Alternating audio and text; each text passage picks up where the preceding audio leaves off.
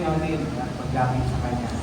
Ay tatay ng nalangin, dakilang Diyos, mapagpalang Ama, muli kami po ay nagpupuri at nagpapasalamat na ang bawat isa ay naririto upang kami, Panginoon, ay magpuri at magpasalamat sa iyong pong mga kabutihan at sa iyong kadakilaan sa aming pong mga buhay, O Lord.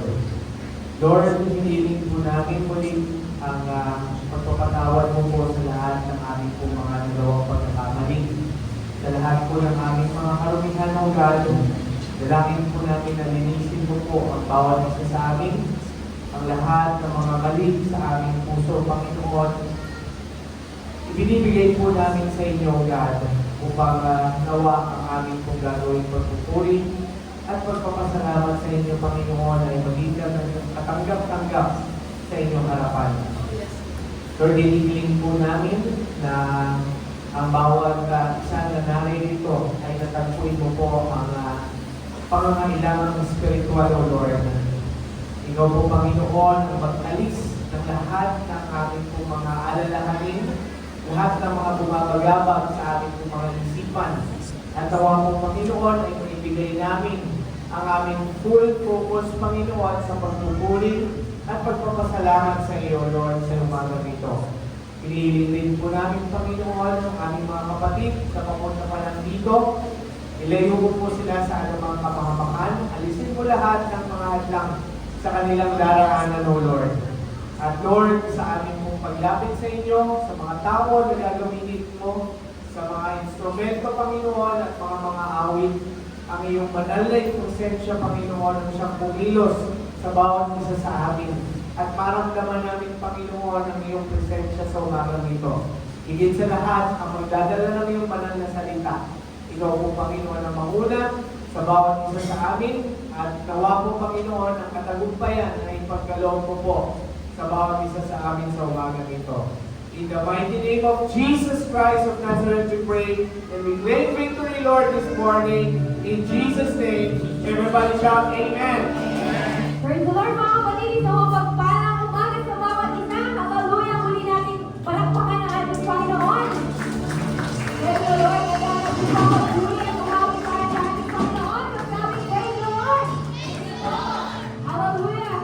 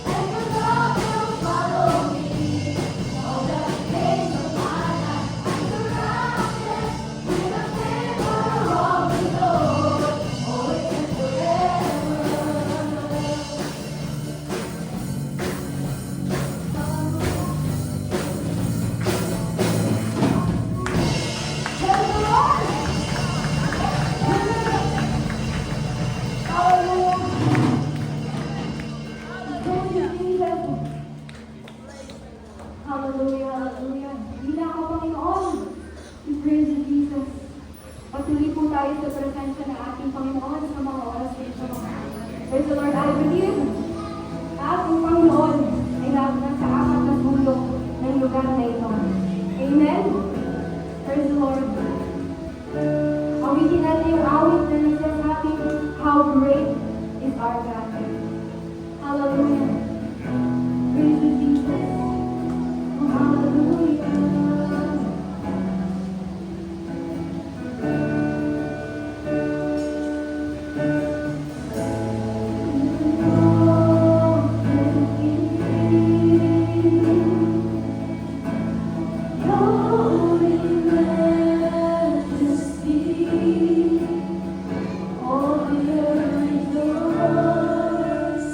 Oh,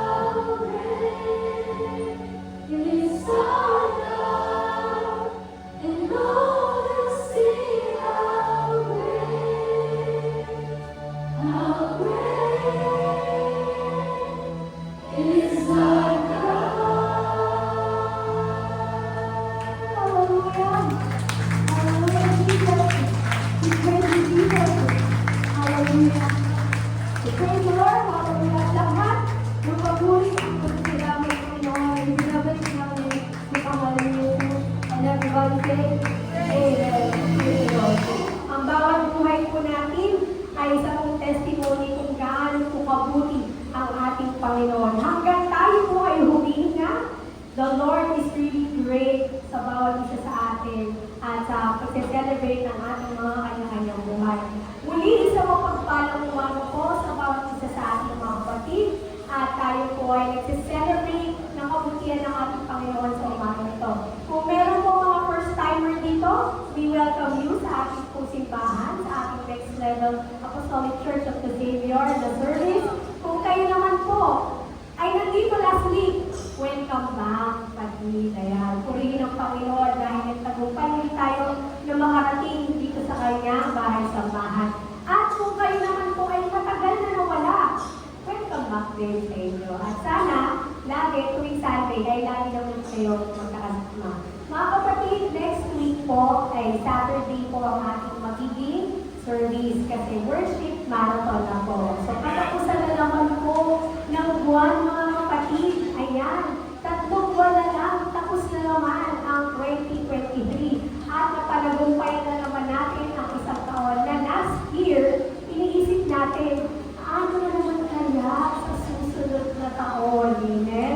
Pero purihin ang Panginoon dahil siyang na wala po tayo na nagumpay na may pambayad ng Meralco, may pambayad sa tubig, may pang-tuition sa ating mga anak, at araw-araw, sa tingin ko po, sa lusog po natin, ay meron tayong pinakain sa ating mapagkainan. Amen? Pero natin ang ating Panginoon. Ganyan talaga mabuti ang ating Panginoon. Kailangan lang po lagi, mga kapatid, tuwing Sunday, magkita-kita na kayo dito. So yung mga katabi po ninyo, yung nasa harap nyo, nasa likod nyo, memorizing niyo po yan. Kasi, sure po ako, next Sunday, dyan po ulit yatin po. Pag wala po sila, i-message nyo na po sila at sabihin nyo, kapatid, na-miss kita last Sunday. Kaya, purihin ang Panginoon, tayo po lahat ay sumanalingin po at ating po itanalangin natin ng mga kapatid. Purihin ka, aming Ama, sa umaga nito. Salamat po muli sa katapatan niyo sa aming buhay. Na bagaman paminsan kami po ay nagkukulang, Panginoon, ay hindi ka po nagkulang sa bawat isa sa aming lahat. Salamat po sa mga nag-ikaw ng mga handog at ito po. At tuwing na, lagi po namin pinapanalangin. Lahat ng ito ay ilayo sa mga mananakman. At tulungan mo po kami na mapalago ito, lalo-lalo na po sa inyong mga gawain. Ayos po namin na marami po pong tao ang makarinig ng inyong mga banal na salita. At hinihiling din namin, Panginoon, na patuloy mo pong ipagdikin nyo na marami pong beses ito sa kanila na nagbigay at hindi nagtahid ng para sa inyo, Panginoon. Dapat muli, Panginoon, at patuloy tulungan niyo po kami na magtiwala sa lahat po ng aming mga tatagin ito. Sa iyo lahat papuri, pasasalamat. In Jesus' name we pray. Amen. Amen. At sa umaga ito, mga kapatid, tatanungin ko muna kayo, sino dito ang nakaranas ng mabigo? Taas ang kamay. Ay, parang nahihiga ko kayo. Okay. Sino dito ang naranasan ng masaktan? Amen. Mas maraming masaktan kaysa sa nabigo, ha? Ayan. Kasi sa umaga nito ay aanin natin ang mensahe ng ating Panginoon. At ang message niya will be about painful lessons. Ayan. Bagaman may nararamdaman tayong mga sakit, lagi po yan may lesson learned. At tanggapin po natin ang magagawa ng ating Panginoon, si Brother Gabby, na magdadala po ng kanyang salita. Buksan po natin ang ating mga Biblia sa Revelation 21 verse 4.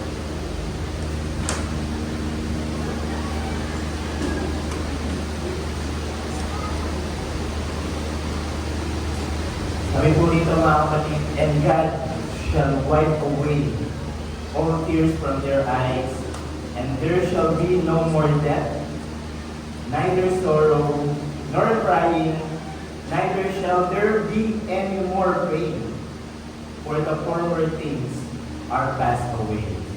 Nagsisimula pa lang tayo mga kapatid, pero yung theme verse natin ay pang-conclusion na. At isa lang mga kapatid, yung naisip may nawatig sa atin ng Panginoon sa oras na ito mga kapatid. Ang pag-uusapan natin, binanggit na ng ating MC, is painful lesson. Amen? Pero sa oras na ito, gustong i-remind tayo ng Panginoon na ano man yung mga heartaches na dala-dala nyo sa oras na ito, ano man yung pain na meron ka, even bago ka pumasok sa simbahan ito, gustong sabihin sa inyo ng Panginoon mga kapatid, na meron kang magandang destination. Merong magandang destination na paglalagyan sa iyo ang Panginoon. Sa kabila ng mga paghihirap mo, sa kabila ng mga nararanasan mo sa iyong buhay na hindi maganda, gustong sabihin sa iyo ng Panginoon na pagdating ng panahon, merong New Jerusalem na naghihintay sa iyo. At ang ibibigay sa iyo ng Panginoon is this. Papahirin niya ang iyong mga luha, di ba? Wala nang kamatayan, wala nang sorrow, wala nang crying, at wala nang pain. Amen? Kaya sa oras na ito, mga kapatid, magpasalamat tayo sa Panginoon. At maging excited tayo sa pakikinig ng salita ng Panginoon. Manalangin po tayo lahat. Father God in heaven, in the name of Jesus, sa oras po ito, nagpapasalamat kami sa pagkakataon na ibinigay niyo po sa amin, sa kalayaan na makapangaral ng inyong salita, sa kalayaan na makapaglingkod sa inyo, at sa privilege na ibinigay niyo po sa amin upang inyong maging anak. Sa oras na ito, Lord, humihingi kami ng inyong pagsama at pangunawa, at kayo po, Panginoon, na magbigay sa amin ng karunungan. At Lord, nawa ang inyong pong Holy Spirit ang siyang pumuspos sa pakinig ng bawat isa. Lord, bigyan niyo po ang inyong lingkod right now ng clarity at authority sa pagbabahagi ng inyong pong mga salita. Nang sa ganon, ay maging transformation na nito sa aming pong mga buhay bilang mga Kristiyano. At higit sa lahat, nananalangin kami ng enjoyment sa pakikinig ng inyong pong banal na salita sa oras na ito. Ito po aming pagsama at pagdalangin. In Jesus' name we pray. Amen and amen. Makakabalik po tayo sa ating mga upuan, mga kapatid. At dahil conclusion na yung ating pong napag-usapan, mag-aatal na tayo. Alam niyo po, mga kapatid, nung moment na tinanggap mo ang Panginoon bilang iyong Panginoon at personal na tagapagligtas, alam niyo po ba, mga kapatid, na ikaw na yung number 1 na target ng diablo?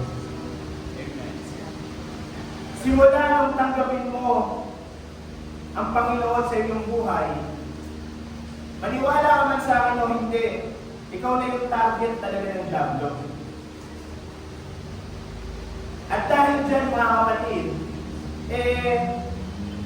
mas nagiging mahirap ang buhay. Simula nung naging Kristiyano ka, bakit gano'n? Akala ko ba kapag naging Kristiyano, may blessing? Akala ko ba kapag naging Kristiyano, may miracle, may favor? Totoo po yun, mga kapatid. Kasama po sa ating pagiging Kristiyano, it includes blessing. Pagpapalain talaga tayo ng Panginoon. Naniniwala ba kayo, mga kapatid? Sige nga, tingnan mo yung kaliwat kanan mo. Okay? Mukha pa siyang turuan. Sabihin mo sa kaliwat kanan mo, mga kapatid, kahit tubuan ka, pagpapalain ka ng Panginoon. Ayaw sabihin. Mukhang masakit ha. Pero alam niyo, mga kapatid, kahit na mahirap ang buhay, wala talaga tayong magagawa, mas talo siya mahirap pag naging Kristiyano ka. Masakit mang sabihin, right now, sa pulpit ng ikaw, mga kapatid, yun po yung totoo. Alam niyo po kung bakit, mga kapatid? Sapagkat ikaw talaga yung target ng kaaway at wala kang magagawa doon. Sapagkat ang diablo, hindi niya kinakalaban yung kakampi niya. Ang kinakalaban niya ay yung kaaway niya. At noong nagsimula ka na tanggapin ng Panginoon bilang iyong personal na tagapagligtas, nag-decide ka, nagsimula ka ngayon na maging kaaway ng diablo. At yun yung isa sa mga rason, mga kapatid, kung bakit merong painful experience na naranasan ng mga Kristiyano. Amen? Isipin niyo na lang, mga kapatid, ang problema, hindi talaga nawawala. Sino rito walang problema? Naniniwala ako, wala. Lahat tayo rito may problema. At even yung Bible, mga kapatid, sinasabi na habang tayo ay nabubuhay sa mundong ito, ay talagang meron tayong mga problems, sorrows na mararanasan sa ating mga buhay. Diba? Ano yung patunay? Basahin po natin sa Psalms 19:10. Ang sabi ko dito, 70 years is all we have. 80 years, if we are strong, yet all they bring us is trouble and sorrow. Life is sooner over and we are gone. O diba? Mabubuhay ka ng 70 years, mabubuhay ka ng 80 years, pero dun sa 70 years at 80 years na yun, puro trouble and sorrow ang mararanasan natin. Mas marami ang trouble and sorrow. Diba? Mas marami ang iyak, mas marami ang hinagpis. Diba? At kung papansinin din natin sa ating mga buhay, kahit na tayo yung mga kabataan pa lang, diba? Minsan talaga, ang buhay talaga ay paikot-ikot lang. Diba? Minsan masaya ka, tapos tulungkot ka na naman, sasaya ka na naman, tapos tulungkot ka na naman. Parang di kayo naniniwala sa akin, ako lang ba yung gano'n? Diba? Pero, ang kagandahan kasi mga kapatid, tayo mga Kristiyano, is we have Christ in us. Diba? Meron tayong Kristo sa ating mga buhay. Kaya bagamat mahirap ang buhay, bagamat meron mga painful experience tayo nararanasan sa ating mga buhay, makaka-experience pa rin tayo ng kasiyahan. Diba? Makaka-experience tayo ng mga miracles simply because Kristiyano ka. Pero hindi talaga natin maiiwasan mga kapatid na talagang daraan talaga tayo sa mga problema. Kaya nga sinasabi din ng Biblia sa atin, huwag kang masurpresa kapag may mga problemang dumadaan sa iyong mga buhay. Diba? Basahin po natin sa 1 Peter 4:12-13. Kasi sinasabi po rito, my dear friends, do not be surprised at the painful test you are suffering. O diba? Sabi, huwag kang masurpresa. Rather be glad that you are sharing Christ's suffering so that you may be full of joy when His glory is revealed. O, ano tinutukoy dito mga kapatid? Ang tinutukoy dito mga kapatid is kapag may nangyari sa atin ng mga painful experience, meron tayong mga masasakit na pangyayari sa ating mga buhay, ang sinasabi dito mga kapatid is huwag kang masurpresa kasi normal lang yan. Nangyayari talaga. Di ba? Sa ating mga buhay. Pero minsan, hindi natin natanggap. Di ba? May mga pagkakataon sa ating mga buhay, kino-question natin ang Panginoon. Di ba kapag mayroong pain, ano yung number one na tanong natin? Bakit? Di ba? Minsan natin mo pa, specify mo pa, Lord, bakit ako? Di ba? And minsan magtatanong din tayo, Kristiyano naman ako. Bakit ako? Bakit ako yung naging biktima? Di ba? Bakit ako yung nawalan? Di ba? Bakit kung sino pa yung breadwinner, siya pa yung kinuha? Diba, may mga ganong pangyayari sa ating mga buhay na kung saan hindi natin maintindihan. Pero ang sinasabi dito right now mga kapatid, do not be surprised. Diba? Kung mamubuhay ka ng 70 years, 80 years, yung lahat ng mga pangyayari sa ating mga buhay, pare-parehas lang. Paikot-ikot lang yan at mangyayari yan. Iba-iba lang yung sitwasyon. Amen? At minsan, wala talaga tayong magagawa. Kundi tanggapin na lang talaga yung mga nangyayari sa atin. At humingi ng tulong sa Panginoon. At sasabihin natin, Lord, ikaw mo ng lakas. Amen? At meron mga pagkakataon sa ating mga buhay, mga kapatid, na humihingi tayo ng panalangin sa Panginoon na huwag natin maranasan yung mga problema na yan. Di ba? Minsan gumagawa tayo ng paraan na i-avoid yung mga pagsubok ng buhay. Pero, maniwala man kayo sa akin o hindi mga kapatid. May mga pagkakataon talaga sa ating mga buhay na kailangan talaga natin pagdaanan yung dapat natin pagdaanan. Kasi merong dahilan. At yung number one na dahilan na yan mga kapatid ay ito na. Babasahin na natin. Yung oras na ito.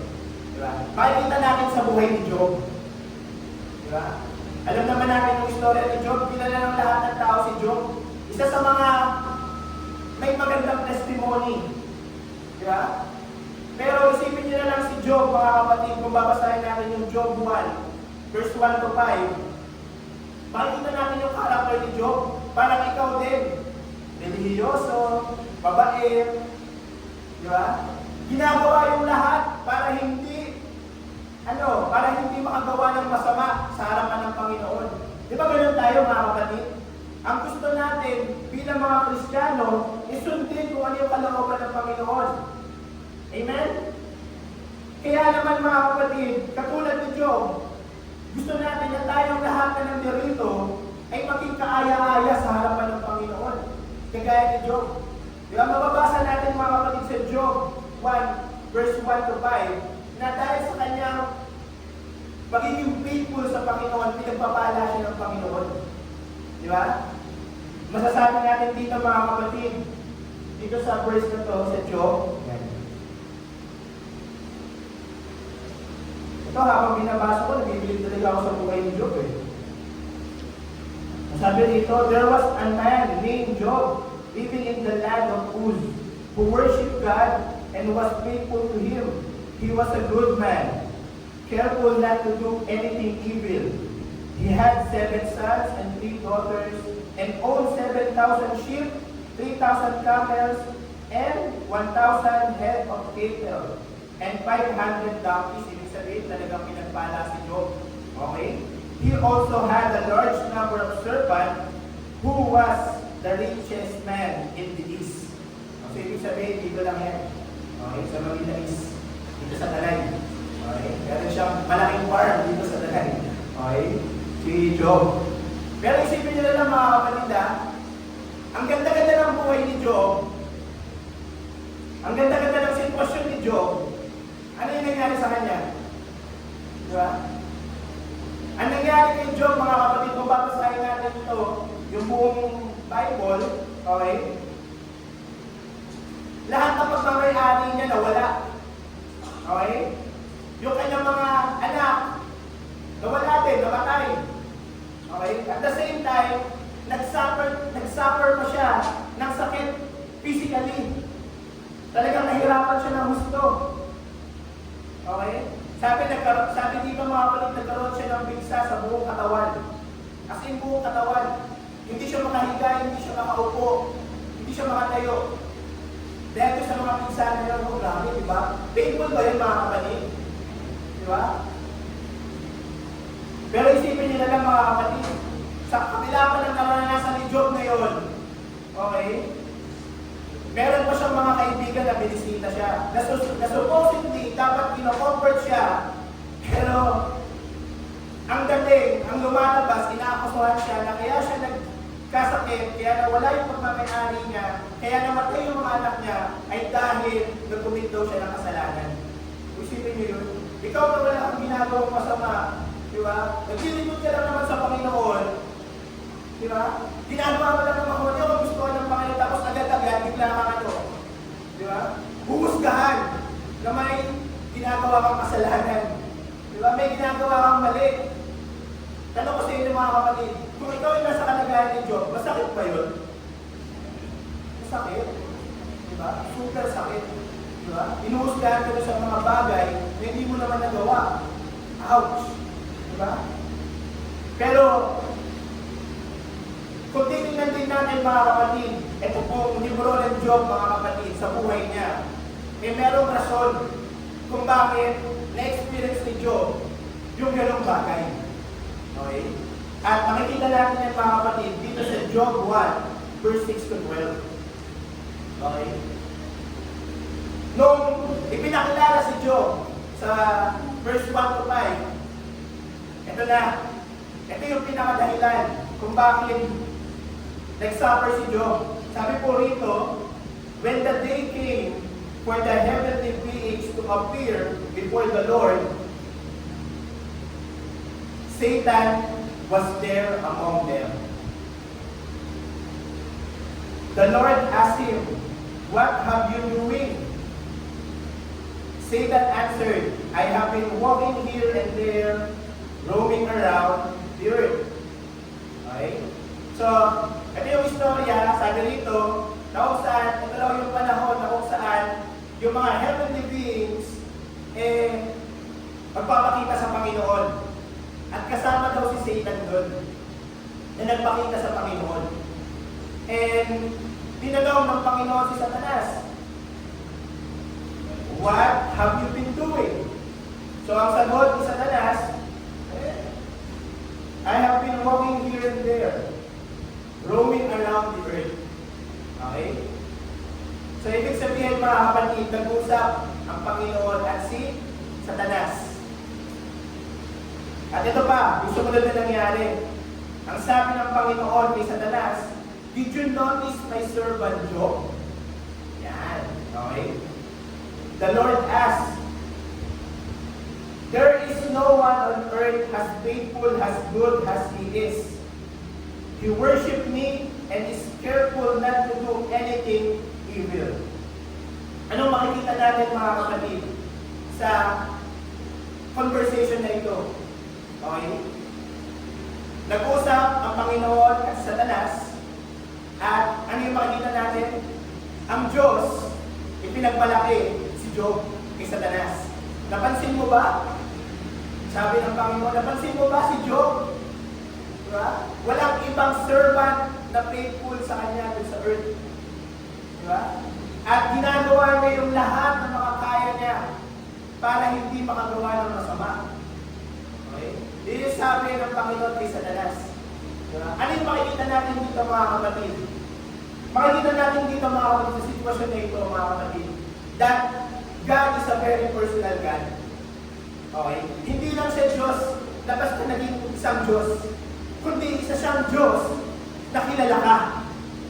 Isa siyang Diyos na alam kung ano yung ginagawa mo, kung ano yung motibo mo, at kung ano yung gusto mong marating sa buhay. God is a very personal God at kilala ka niya. He knows your name. Mga kapatid, He knows who you are. Kilala niya kung ano yung pangalan mo. Kilala niya na ang pangalan mo ay Dingdong. Kilala niya na ang pangalan mo ay Ramses. Kilala niya na ang pangalan mo ay Zoe. Kilala niya tayo lahat sa pangalan. Ang bawat isa sa atin kilala ng Panginoon.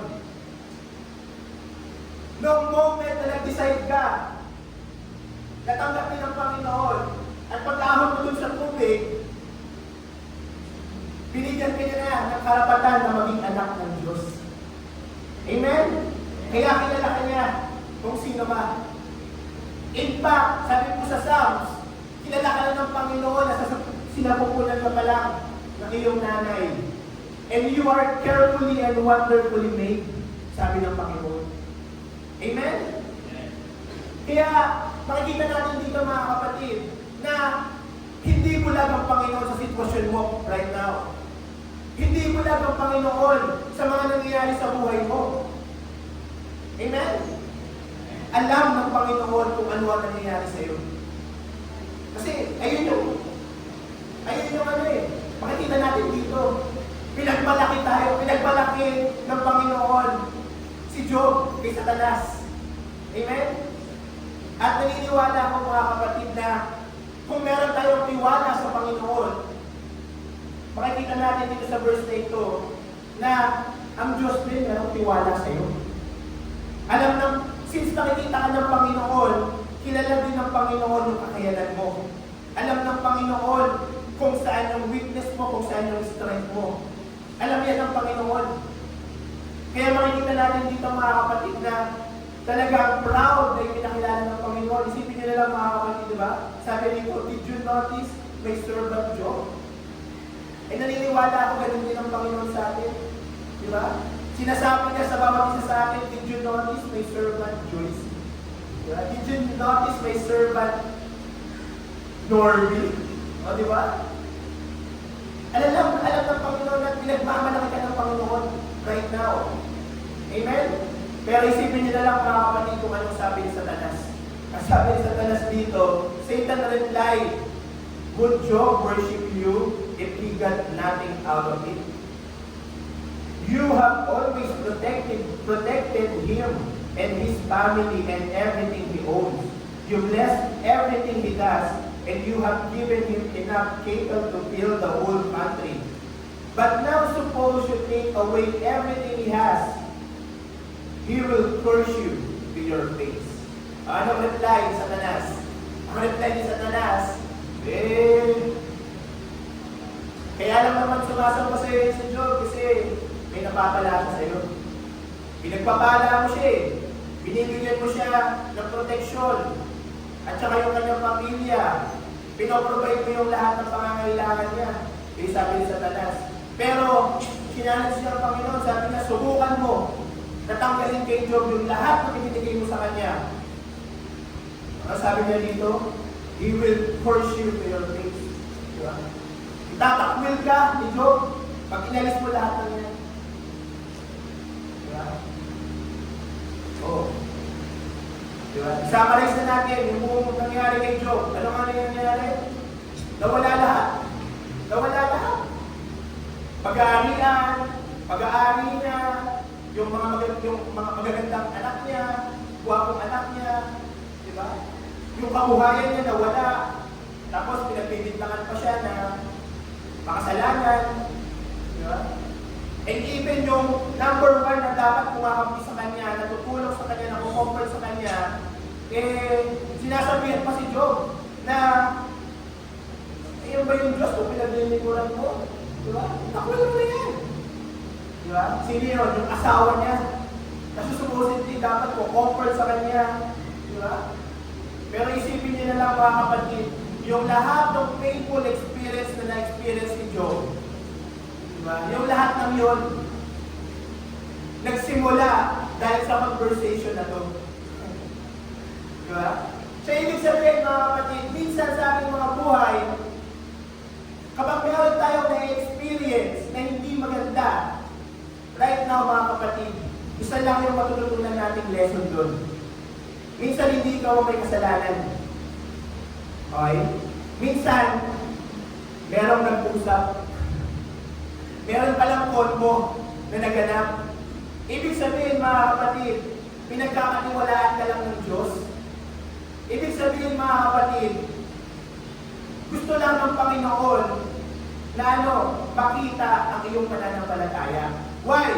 Because Satan wants to prove to God that your faith is in vain. Yun yung number 1 na gusto gawin sa Satanas. Patunayan sa Diyos na yung pananampalataya mo ay walang kwenta. Hello? Gusto ni Satanas ipakita sa Diyos na itong lingkod mo, excited lang pero hindi committed. Gustong ipakita ni Satanas sa Panginoon na itong tao ito, akin pa rin ito. Magkukos lang ito ng division sa church kasi chismosa to. Akin pa rin itong tao to. Maniwala ka sa akin, hindi pa nagbabago to. Ganun yung gustong ipulong ni Satanas sa Diyos. Na ang iyong pananampalataya ay walang kwenta. And alam niyo mga kapatid, God allows it. God allows it. Kung babasahin pa natin mga kapatid, yung verse 13, sabi rito, alright, sabi ng Panginoon. The Lord said to Satan, everything he has is in your power, but you must not hurt Job himself. So Satan left. Ibig sabihin mga kapatid, yung mga nangyayari sa ating mga buhay bilang mga Kristiyano, inaalaw din talaga ng Panginoon. Simply because, alam ng Panginoon ang kakayanan mo, at gusto ng Panginoon na patunayan mo sa Kanya na yung pananampalataya mo is genuine, pure, at talagang mahal mo siya. Amen? Palakpakan natin ang Panginoon. Kaso, ayaw natin ng pain. Tanong ko sa inyo mga kapatid, sino rito gusto ng pain?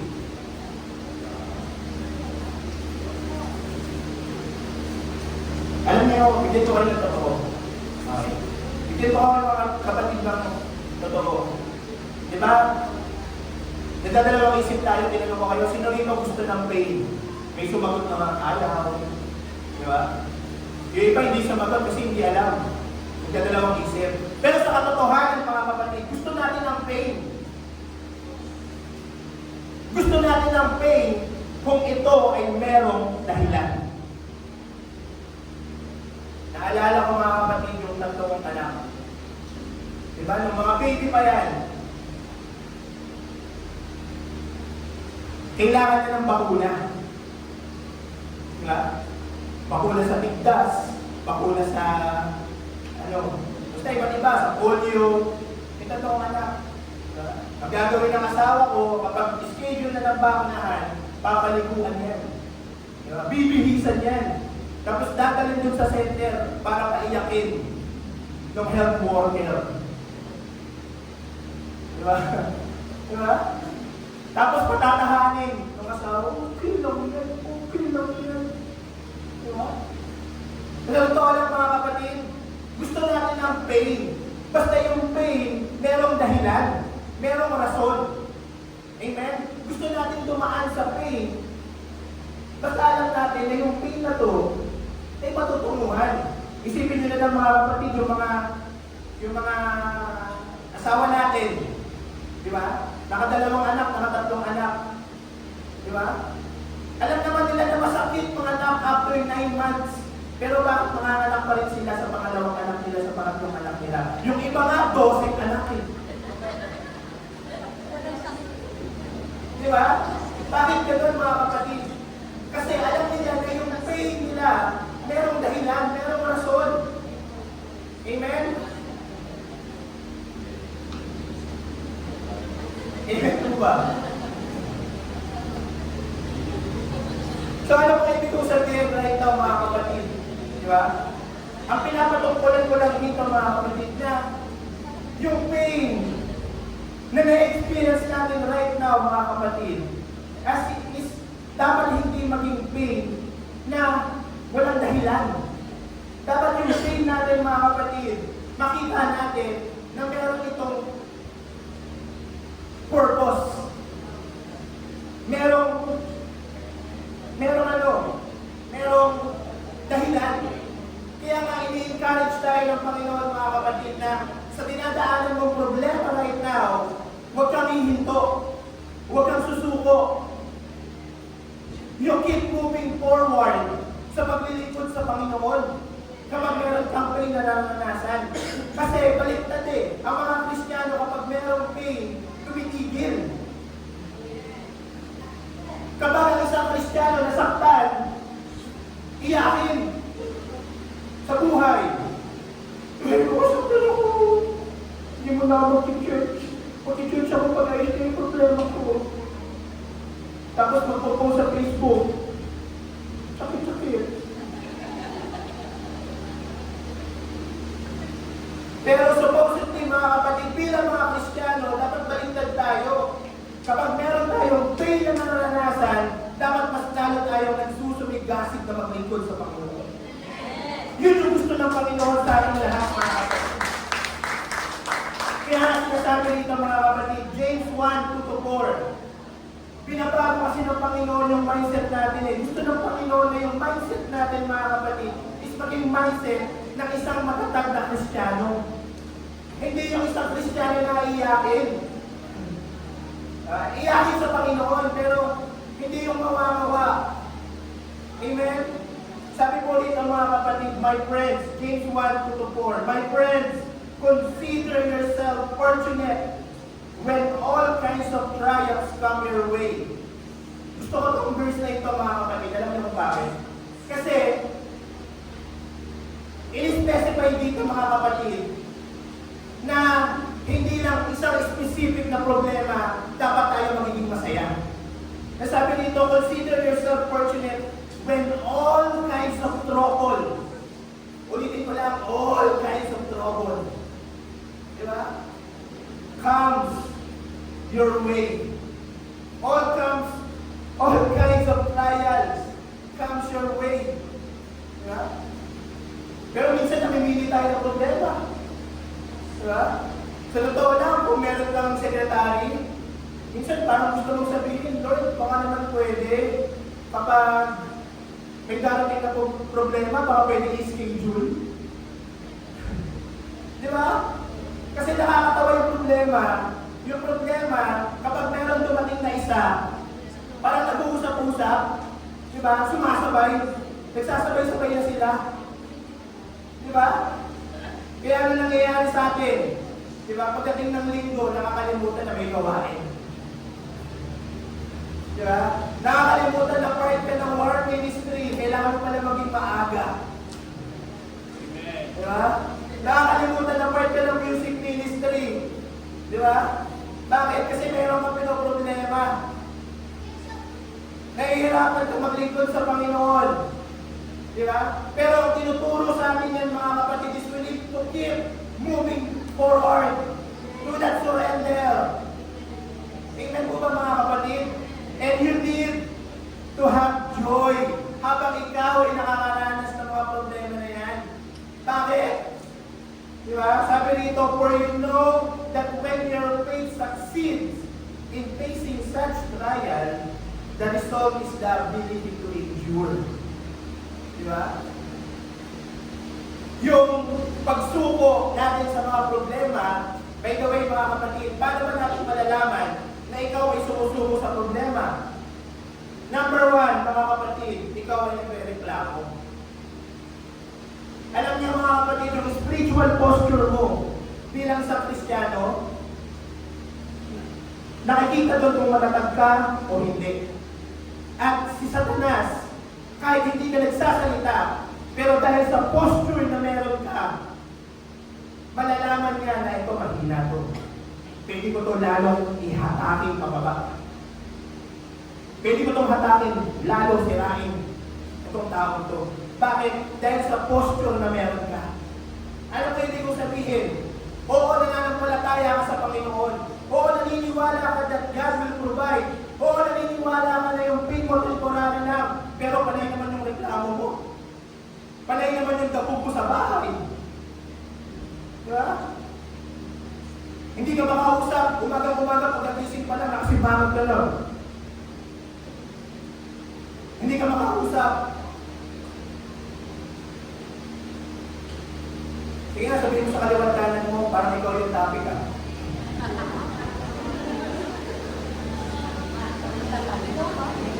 Ikaw yata yung topic ni Brother Gabi. Di ba? Pero hindi natin naiintindihan mga kapatid. Yung tinuturi dito, na kapag mayroong problema, joy nga eh. Di ba? Pero kasi siyempre pain nga eh. Mahirap maging masaya kapag mayroong pain. Di ba? Napakahirap na magkaroon ng joy kapag alam mo na meron kang nararamdaman, na sakit. Ang hirap kaya nun, ma-diagnose ka na meron kang cancer. Na-diagnose ka, meron kang cancer. Oh, I have joy. Yeah. Ang hirap. Mahirap, di ba mga kapatid? Kaya nga sinasabi dito, dapat alam mo na yung pain mo dapat may purpose. Alam mo na dapat yung pain mo, meron yung dahilan. Hindi yan basta nangyari sa'yo nang walang dahilan. Meron yung dahilan. Kasi yung pain na nararamdaman mo, ang result niyan is ability to endure. Ability to endure. Saan, mga kapatid? Mamaya, darating tayo. Okay? Pero ituloy natin yung basa, sabi dito, make sure that you endure, that your endurance carries you all the way without failing, so that you may be perfect and complete, lacking nothing. Yun. Ibig sabihin mga kapatid, napaka-importante na sa kabila ng mga pagsubok na naranasan natin, kahit na ikaw ay nawalan, kahit na ikaw ay iniwan, kahit na ikaw ay walang pera, kahit na ikaw ay durog na durog, pakiramdam mo durog na durog ka, dapat nananatili ka pa rin na merong joy sa paglilingkod sa Panginoon. Sapagkat yung ability na yan, mga kapatid, yung endurance na yan na makukuha mo is nagiging perfect ka doon, nagiging complete ka doon, and you become lacking nothing. Ibig sabihin, mga kapatid, nagiging unti-unti ka, nagiging like Christ. Nagiging katulad natin na yung imahe ng Kristo sa ating mga buhay. Na kung saan mga kapatid, pag dumating yung sitwasyon, yung mga pangit na sitwasyon sa ating mga buhay, alam mo kung ano yung gagawin mo. Kasi ito yung ginawa ng Panginoon. Amen? And you become like Christ, mga kapatid. So ibig sabihin, pain has its own purpose. If you know the purpose of your pain, you will have the joy to have that pain. Amen? Maintindihan mo mga kapatid na yung joy ay yung pain na naranasan mo may purpose ang Panginoon. Alam ng Panginoon yan. At yun yung gusto ituro sa atin ng Panginoon, yung mga painful lesson niyan mga kapatid. Bakit? Dahil nga may tiwala sa iyo ang Panginoon. May conversation between Satan at sa Diyos na pinaglilingkuran natin. Tanong ko sa iyo right now mga kapatid. Tingnan niyo ako sa mata. Bibigugin mo ba ang Panginoon? Bibigugin mo ba ang Panginoon?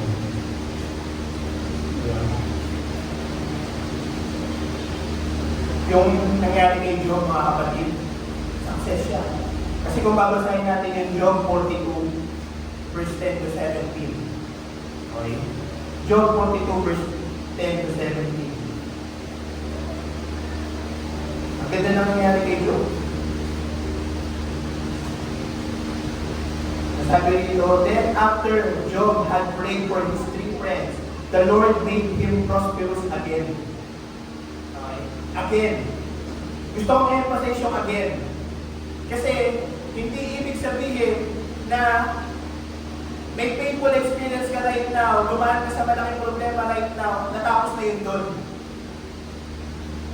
Lagi mo tatandaan na mayroong again. Ibabalik ka ulit ng Panginoon. Amen? And God gave him twice as much as he had before. O diba? Ibabalik pa ng doble kung ano yung nawala sa'yo. Diba? Babawi naman pala ang Panginoon sa atin. Sabi rito, all Job's brothers and sisters and former friends came to visit him and visited with him in his house. They expressed their sympathy and comforted him for all the troubles the Lord had brought on him. Each of them gave him some money and gold rings. Verse 12, the Lord blessed the last part of Job's life even more than he had blessed the first. He owned 14,000 sheep, 16,000 camels, 2,000 head of cattle, and 1,000 donkeys. He was the father of 7 sons and 3 daughters. He called the oldest daughter Jemima, the second Isaiah, and the youngest Kerem Hapuch. There were no other woman in the world as beautiful as Job's daughter. Their father gave them shares of the inheritance along with their brothers. 16. Job lived 140 years after this, long enough to see his grandchildren and great-grandchildren, and then he died at a very great age. Palakpakan natin ang Panginoon. Yung binasa natin na ito, mga kapatid, di ba? Pwede itong maging manifestation sa bawat isa sa atin kung hindi nasusuko sa paglilingkod sa Panginoon. Sa kabila ng mga naranasan mong trials sa buhay. Amen? Kaya kahit na meron kang painful experience, di ba? Ano lang yung kailangan natin gawin? Magtiwala. Di ba? Bagamat nasasaktan, yes, sakit. Di ba? Pero dapat natin tatandaan na pwedeng itong nararanasan ko. Alam mo naman sa sarili mo na wala ka namang ginagawang kasalanan. Alam mo sa sarili mo na wala kang ginagawang mali. Di ba? So, ibig sabihin, Lord di ba? Pinagtulungan niyo ako ni Satan. Di ba? Kaya anong kailangan mo gawin? Magpakatatag. Sabihin mo ka sa kaliwat kanan mo, magpakatatag. Diba? Huwag matinag. Diba? Huwag ka matinag. Diba? Sabi sa atin, diba? Laging sumasagana sa gawain ng Diyos. Diba? Kasi yun yung number 1 eh. Diba? Para malaman mo na ang isang Kristiyano matatag sa pananampalataya, hindi yan nalipat sa gawain. Yun talaga yung mga kapatid. Kasi importante sa kanya ang Panginoon. At the more na meron siya may experience ng mga problema sa kanyang buhay, mas lalo siyang nagsusuligasi. na umaten sa gawain ng Panginoon. Kasi alam niya na yung salita ng Panginoon nandiyan dito sa pulpito. Alam niya na yung kalakasan nasa mga kapatiran at hindi doon sa mundo.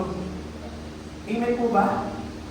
Baliktad kasi, kahit Kristiyano ka na, ang first option mo kapag may problema ka, mag-inom. Hindi manalangin. Diba? Ang first option mo talaga is skip, gawain.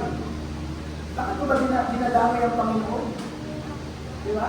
Eh ang Panginoon na itutulong sa'yo. Kapag nagkasala ka mga kapatid, number one na magpapatawad sa'yo, ang Panginoon. At kapag ikaw, alam mo sa sarili mo nagkasala ka at hindi ka umaten, alam mo tawag doon, pride. Kasi hindi mo magawang magpakumbaba sa harapan ng Panginoon. Di ba? Kasi isipin mo mga kapatid, kung aaten ka sa gawain na wala ka ng problema, wala ka ng pagsubok, pagpasok mo pa lang dyan, nakataas na yung noo mo.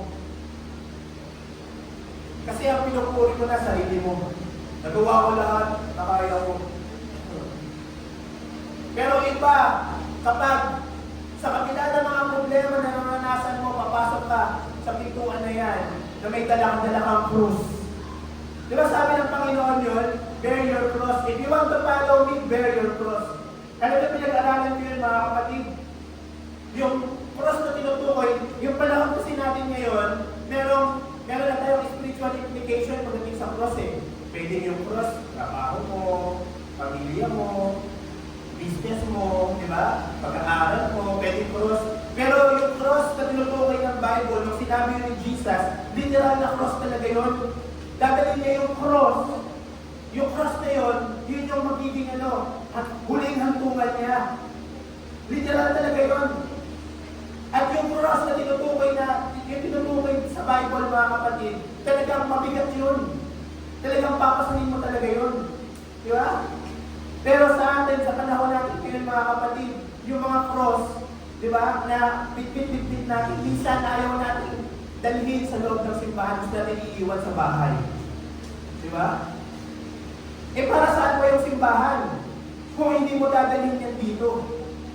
Di ba? Lagi natin tatandaan mga kapatid, kung merong hospital para sa mga may sakit, ang church, hospital, para sa ating mga kaluluwa. Kaya kahit na meron kang nararanasan na mga problema, welcome ka dito. Kahit na ikaw ay nagkasala, welcome ka dito. At syempre, yung mga tao mo nandito sa loob ng simbahan, huwag naman tayo mag-judge. Ang sakit-sakit na nga ng dala-dala ng tao, pagdating dito, ikaw naman, tagal mo din nagsimba. Tagal mo din nagsimba. Ano nangyari sa'yo? Kaya pakiramdam tuloy ng tao, uwi na lang ako. Diba? Dapat welcome tayo. Kapag mayroong isang kapatilan dyan right now, na hindi umaten ng patagal at nakita mo siya, diba? Open arms tayo agad. Welcome. Sa wakas, diba nadala mo yung cross mo dito? Right now, iiga mo yan. Diba? Humingi ka ng Holy Spirit bilang iyong dextrose. Amen? Diba? Kaya may mga kapatid minsan kahit alam niya sa sarili niya kailangan niya yung simbahan, kailangan niya ng Panginoon kasi dito niya mamit ng Panginoon, hindi rin makapasok. Kasi alam niya kapag pagpasok mo, minsan alam niya, nag-judge siya, makakaramdam siya ng mga bagay na hindi nila nakaramdaman. Diba? Na kung saan mas nararamdaman pa niya din sa mga kainuman niya. Hello? Diba? Kaya yung painful na naranasan niya, mas lalong naging mahirap po. Amen po ba? Sakit ba? Tamahan sa po.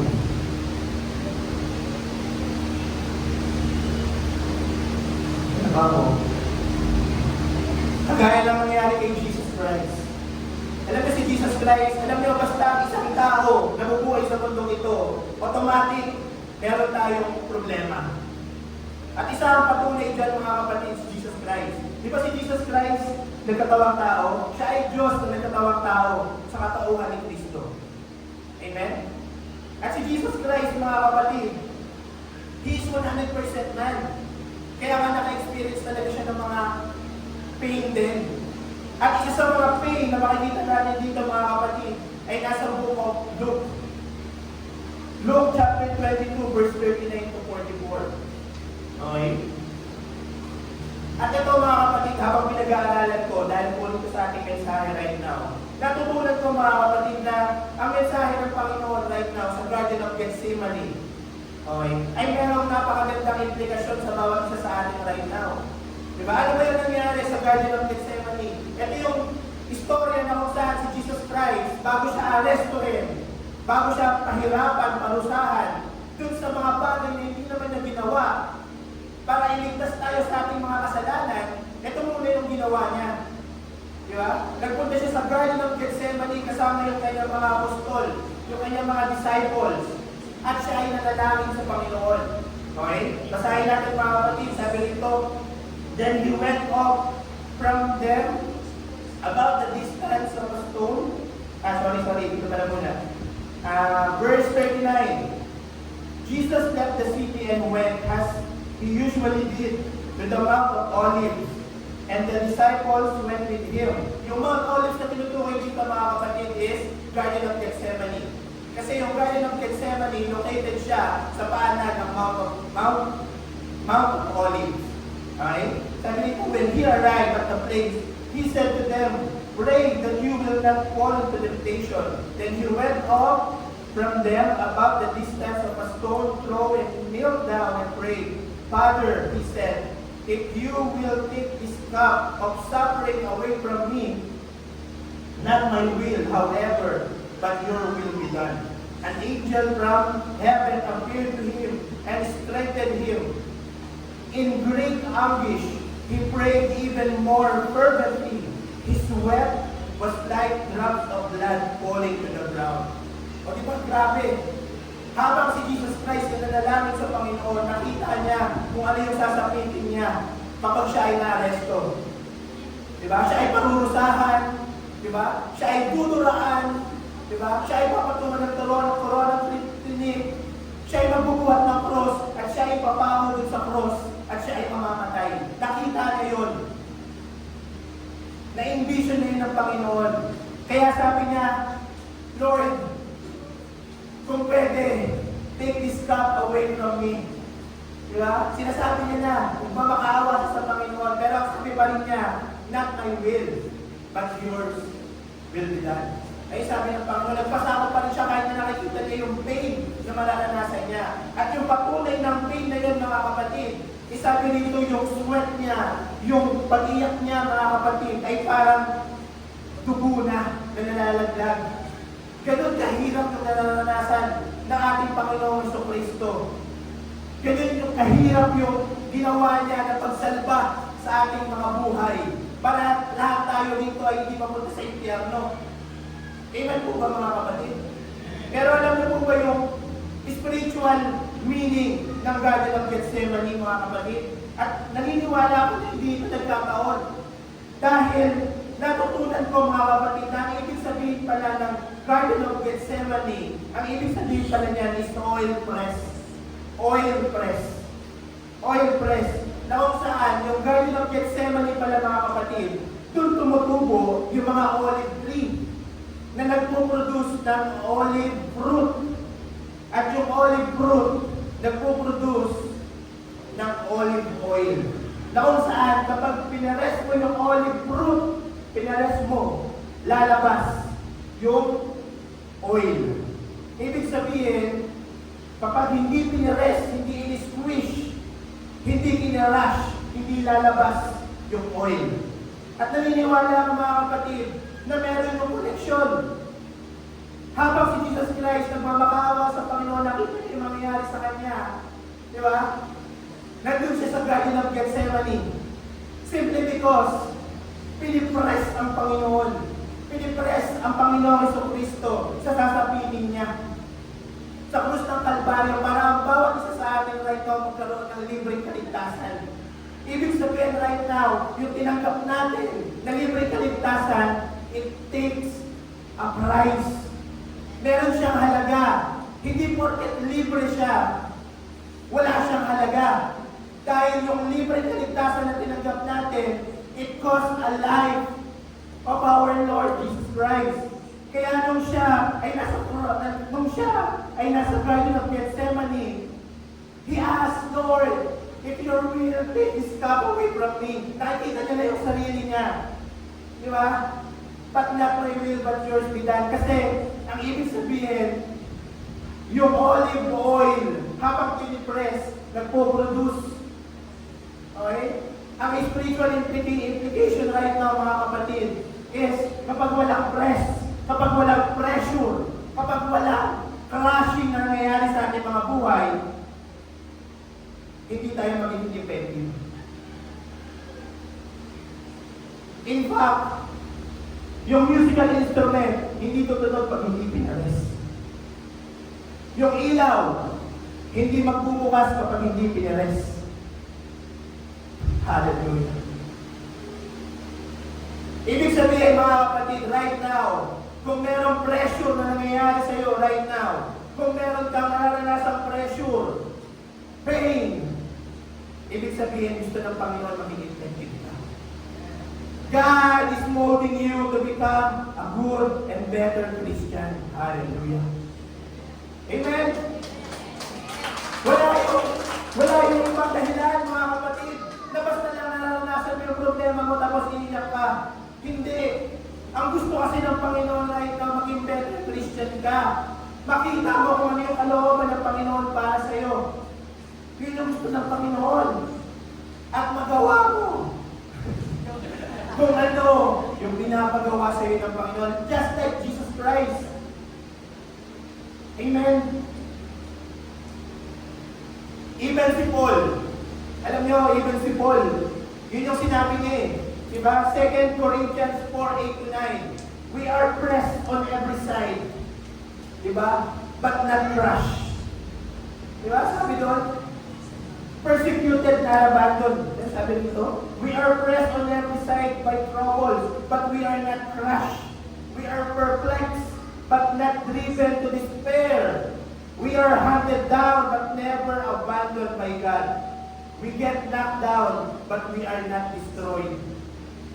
Amen? Minsan, iniiwasan natin yung mga problema. Diba? Ang mga naranasan natin, iniiwasan natin yung pain. Minsan nga, sinasabi pa natin,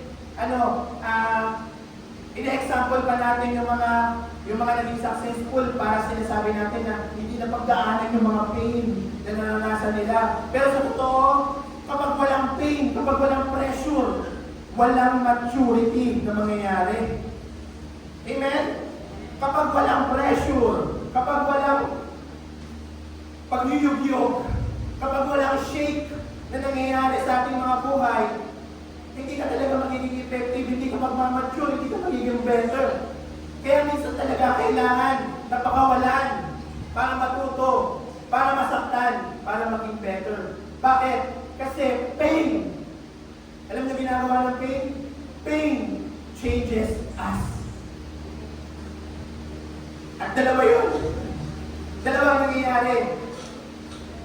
Napakaganda na pag-usapan yung pain sa loob ng simbahan. Bakit? Kasi kapag sa loob ng simbahan ka, nagkaroon ng pain, habang ikaw ay Kristiyano, you become better Christians. Kasi kapag hindi ka nakakilala sa Panginoon at meron kang pain, makakasakit ka ng iba. May sense ba yung mga kapatid? Yung sinabi ko. Kapag nagkaroon ka ng pain, at wala ka sa Panginoon, it will cause you to hurt someone. Di ba? Kaya napakaganda na pinag-uusapan natin dito sa loob ng simbahan. Because yung pain na naranasan mo, ang gusto lang ng Panginoon is for you to become good Christian, to become better Christian. Amen? Kaya kahit nawasak ka right now, sinulitan mo na wasak. If you are wasak right now, God will fix you. If you are crushed, God will build you up. If you are down, God will lift you up. When you are in trouble, God will help you out. And when you are broken, God can make you whole again. Amen? Palapakan natin ang Panginoon. Kaya napaka-importante mga kapatid bilang mga Kristiyano. Psalms 32:12, the righteous will flourish like palm trees. They will grow like the cedars of Lebanon. Hindi exempted ang Kristiyano sa mga sakit, sa mga pain. Hindi exempted ang mga Kristiyano dyan. Lahat tayo makakaranas mga kapatid. Pero sa lahat ng mga pain, lahat ng mga sakit na mararanasan natin sa ating mga buhay, meron tayong special favor mula sa ating Panginoon. Hallelujah! Praise God! Sabi po rito mga kapatid, John 4:4, pressing and crushing is just a stage of life. Yung mga problema na na-experience natin sa ating mga buhay, it's just a stage of life. Stages of life. Nakikita niyo po ba mga kapatid, itong malaking stage natin. Ang ganda, di ba? Ang stage natin. Di ba? Itong stage na ito mga kapatid, nakatayo ako right now dito. Pero hindi ako dito matutulog mamaya. Hindi ako dito maliligo, hindi ako dito kakain. Amen? At hindi ako dito nakatira. It's just a stage. Amen? At ganun din mga kapatid, yung mga painful experience na naranasan natin sa ating mga buhay. It's just a stage of life. Ibig sabihin mga kapatid, natatapos din. Bababa ka rin dyan. Oo, mahirap yan ngayon. Oo, masakit yan ngayon. Oo, nawalan ka ngayon. Oo, umiiyak ka ngayon. Pero hindi yan permanente. Aalis ka rin dyan. Mawawala rin yan. Amen? Kung gusto mo magpagin na lang dyan. Diba? Sabi po dito, John 4:4, but you belong to God, my children, and have defeated the false prophet, because the spirit who is in you is more powerful than the spirit in this who belong to the world. The spirit is in you, is greater than the spirit who's in the world. The spirit who is in you is greater than the spirit who is in the world. Kaya mga kapatid, mapagtatagumpayan mo yan. Amen? Malalagpasan mo yan. Bakit? Kasi yung spirit na tinanggap mo galing sa Panginoon, that is greater. Diba? Kaya hindi talaga tayo pwedeng magpatalo. Hindi tayo pwedeng nagtatabog kung may problema. Bakit? Kasi parang pinapatunayan mo na mahina yung espiritu na nasa sayo. Hindi pwede talaga na nagpapatalo ka sa mga pain na naranasan mo. By the way, isama na rin natin dito mga kapatid yung pain sa bulsa. Di ba? Minsan, yun talaga nagiging problema kung bakit tayo nahihirapan na maglingkod sa Panginoon at hindi makapagpatuloy sa Panginoon. Kasi mayroong pain sa bulsa, yung bulsa duguan dahil sa mga bayarin. Di ba? Isipin mo, lagi na lang, ano nga yun, si Judith. Kaya di ba si Judith? Di ba? Lagi na lang hinahabol si Judith. Di ba? Kami naman sa bahay, ang humahabol sa amin si Juna. Kaya di ba si Juna? Yung Judith, yun yung date na dapat babayad ka. Si Juna, tapos na. Di ba? Pero isipin niyo yung mga kapatid, may pain, may mga sakripisyo talaga eh. Pero iba yung sakripisyo na ginawa ni Jesus Christ. Di ba? Sa cross of Calvary, para lahat tayo. Sabi nga nito mga kapatid, John 16:33, sabi po rito, I have told you this so that you will have peace by being united to me. The world will make you suffer, but be brave. I have defeated the world. Diba? Kaya ang isang Kristiyano mga kapatid na nahihirapan, ang isang Kristiyano mga kapatid na dumadaan sa mga pagsubok, mas talo talaga dapat na lumalapit sa Panginoon. Because the God that we serve have already overcome the pain na mga nararanasan mo sa buhay mo. Amen? Be brave. I have defeated the world. Diba? Hindi pwede talaga mga kapatid na isang Kristiyano na nadadala ng mga pagsubok sa buhay. Diba? Kung may pagsubok, may suffering, diba? May pain. Diba? Kahit na yung pain na yan, mga kapatid, hindi mo maramdam. Kasi bago pa lang. Naalala niyo mga kapatid, yung example nyo dito, may dala tayong weights. Diba? Yung suffering na yun, mga kapatid, sa simula, okay, magaan. Sa simula, okay lang. Diba? Pero kung dala-dala mo na nga ng 1 taon, diba, 3 taon, 5 taon, 10 taon, grabe na yung sakit nun, mga kapatid. Diba? Kaya sinasabi dito, mga kapatid, ano kailangan natin gawin? Magpunta sa Panginoon. Magpunta sa Panginoon at kitawan. At magsimula. Diba? Magpakalakas. Magtiwala. Last verse, mga kapatid, Romans 8:17. Since we are His children, we will possess the blessing He keeps for His people. And He will also possess with Christ what God has kept for Him. For if we share Christ's suffering, we will also share His glory. Kung yung pain na naranasan mo ay pain na ibinibigay mo sa Panginoon for you to become better sa mata niya. Diba? Sinasabi dito mga kapatid, yung suffering na na-experience mo right now can share mga kapatid yung suffering ni Jesus Christ dun sa cross of Calvary. Ibig sabihin, since nakipag-isa ka kay Kristo sa kanyang kamatayan, edi makipag-isa ka din kay Kristo sa pamumuhay mo. Kaya ang isang Kristiyano, mga kapatid, bagamat may mga problema na naranasan, okay lang yun. Kasi we are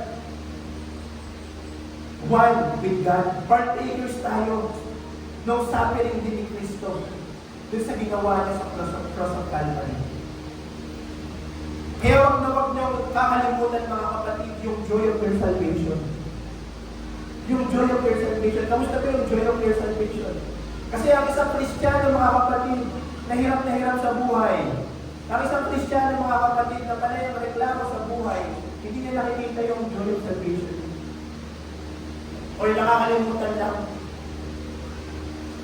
Nakakalimutan niya kasi, mga kapatid, na hindi ko naman ako para sa iyo. Namatay na ako para sa iyo. Bakit kailangan mo magmumuk dyan? Halika nito, pagkikuran mo. Yun yung sinasabi ng Panginoon sa ating lahat right now, mga kapatid. Kaya wag na wag mong kakalimutan yung joy of your salvation, which is the cross of Calvary. Amen? Because dun sa cross na yun, kinuha na ng Panginoon yung lahat ng pain. Dun sa cross na yun, mga kapatid, nagtagumpay na tayo dun sa bagay. Amen? Kaya sa oras nito, mga kapatid, tingin po yun yung number 1 na dapat natin balikan. Yung sariwain, mga kapatid, hindi na yun all you will. Diba? Pero I think, mga kapatid, sa nagdaang mga buwan sa ating mga buhay sa oras nito, for sure, nasa kalagitnaan na tayo ng taon, actually hindi na pala kalagitnaan, patapos na yung taon. Diba? Napakarami mo na experience ngayong taon na ito na marahil yung mga experiences na yan ay talaga namang nakakapagpasakit sa'yo. Diba? Pwedeng nasasaktan ka emotionally, physically. Diba? Pwedeng right now may sakit ka sa pumunta rito, pero maniwala ka sa akin, God can heal you. God can bless you. Kaya ka na pagpalain ng Panginoon. Even right now, at this very time. Magsitayo po tayo lahat, mga kapatid. At inaanyayahan po ang bawat isa na ibigay natin ang ating mga puso, ang ating mga sarili sa Panginoon.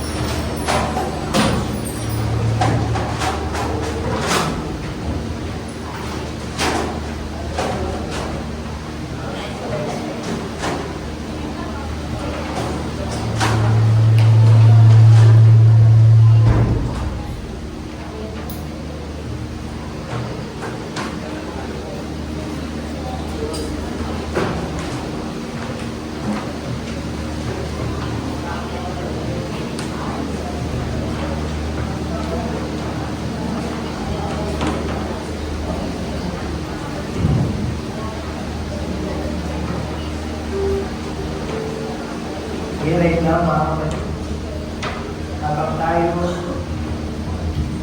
ay nakatayo,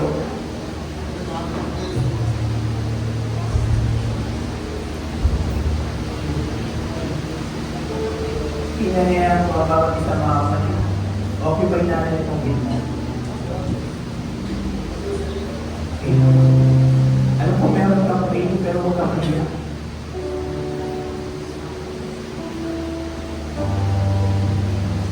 Ang mga kapatid na mga kailangan natin ay ang pagsunod sa Panginoon. Number 1, na tayo dapat ay sumunod sa ating Panginoon. Kaya inandihan ko ang bawat isa mga kapatid.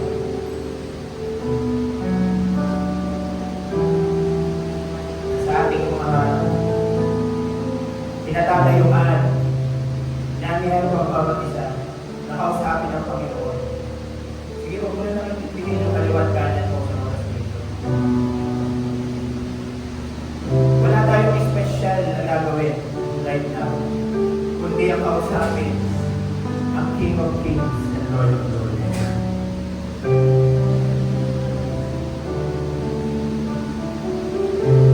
Kaya alam ko sa oras na ito, meron kang dinadaan ng mga problema. Meron kang mga sakit na naranasan sa iyong mga buhay. Huwag kang nahiya sa Panginoon sa oras na ito kasi handa siyang makinig sa iyo.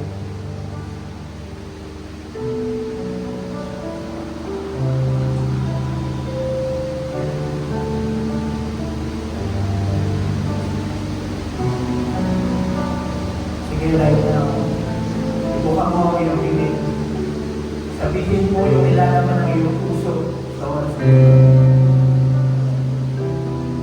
Huwag mong sayangin ang oras na ito na hindi nararamdaman ang presensya ng Panginoon, na hindi nakakausap ang Panginoon.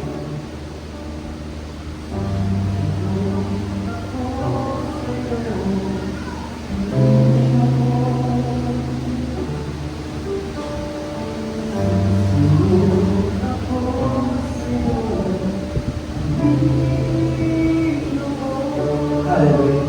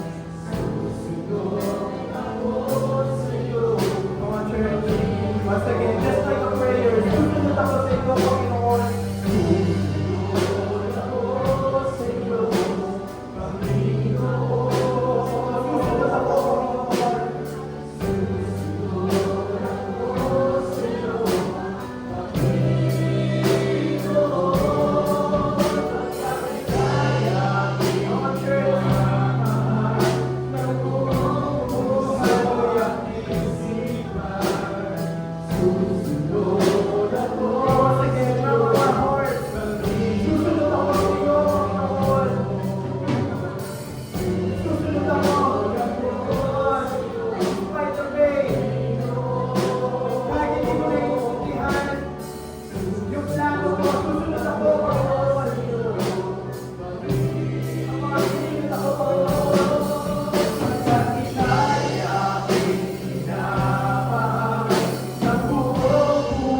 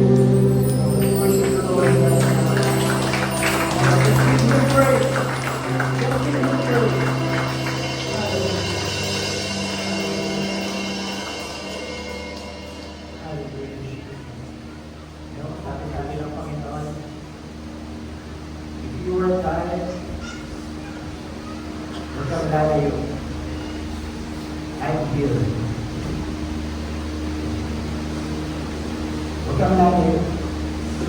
Huwag kang lalayo sa presensya ng Panginoon. Huwag kang lalayo sa gawain ng Panginoon. Nandito lang siya. Nandito lang siya. Amen? Manalangin po tayo na. Father God in heaven, in the name of Jesus, thank you for your presence. Thank you for your Holy Spirit.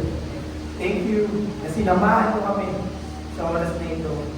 And thank you na pinatunayan niyo sa amin that we are serving the true living God. Sa oras na ito, nagpapasalamat kami na sa kabila ng mga pagsubok ng aming mga buhay, sa kabila ng mga nangyayari na hindi maganda, ay nananatili po kayong tapat sa bawat isa sa akin. Kaya naman kahit na kami ay tumalikod, kami ay nawala sa paglilingkod, kami ay lumalayo, ay nananatili ka na nandirito para sa amin. Salamat, salamat, salamat. At kulang, Panginoon, ang salita upang purihin at sambahin ka. Kaya naman sa oras na ito, nagamin po ang aming mga papuri, ang aming mga masasalamat sa iyo, sa inyo pong katapatan sa aming mga buhay. And right now, Lord, continue na ipaalala mo sa amin na nandirito ka para sa amin, nakasama ka namin sa aming mga buhay, at alam namin na lahat ng mga pagsubok na mararanasan namin ay panandalian lang, na matatapos din, sapagkat meron kang nakalaan ng magandang destinasyon sa bawat isa sa amin sa oras na ito. Hallelujah! At sa oras na ito, sa aming pansamantalang pag-iwahiwalay, ibalik nyo kami sa susunod na mga gawain namin na excited at handang magpuri at sumagpapusi. Ito po aming pagsama at pagdalangin. In Jesus' name we pray. Amen. Agapin po natin ang basbas ng ating iglesia. Mga kapatid, katapos-tapusan, pagpalain tayo ng Panginoon. Pagsigawa tayo ng naayon sa gustuhan ng Panginoon, pagpalain niya ang ating mga kabuhayan at maging masaya tayo na maglingkod. You're dismissed na po in Jesus' name. God bless you. Palakpakan.